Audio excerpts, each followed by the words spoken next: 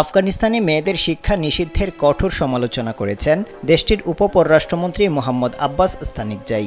তিনি বলেন, হজরত মুহাম্মদ সাল্লাল্লাহু আলাইহি ওয়াসাল্লাম এর জামানায় নারী পুরুষ উভয়ের জন্য জ্ঞানের দরজা খোলা ছিল। তখন সেখানে খুবই অসাধারণ সব নারীরা ছিলেন। এ সময় ইসলামের ইতিহাসে মুহাম্মদ সাল্লাল্লাহু আলাইহি ওয়াসাল্লাম এর সময়ে নারীদের শিক্ষায় গুরুত্ব প্রদানকারী বিদ্বানদের ভূমিকার কথাও উল্লেখ করেন তিনি। গেল ২০ জানুয়ারি আফগানিস্তান পাকিস্তানের সীমান্তবর্তী খুস্ত প্রদেশে একটি গ্র্যাজুয়েশন অনুষ্ঠানে মোহাম্মদ আব্বাস স্তানিকজাই মেয়েদের শিক্ষার উপর সরকারি নিষেধাজ্ঞার কঠোর সমালোচনা করেন। কিন্তু এতদিন বিষয়টি মিডিয়ায় আসেনি। তিনি তার বক্তব্যে বলেন, এই নিষেধাজ্ঞার কোনো বৈধতা নেই, না এখন আর না ভবিষ্যতে।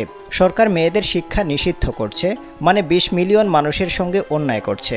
আব্বাস স্তানিকজাইয়ের এই মন্তব্যের পরপরই তার বিরুদ্ধে গ্রেপ্তারি পরোয়ানা এবং ভ্রমণ নিষেধাজ্ঞা জারি করেছে দেশটির সরকার।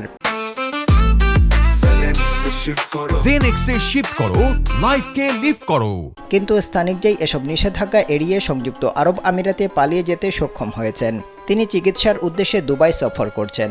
তবে আফগানিস্তানের বর্তমান সরকার এখনও তার এই আকস্মিক বিদেশ যাত্রা সম্পর্কে কোনো আনুষ্ঠানিক বিবৃতি দেয়নি।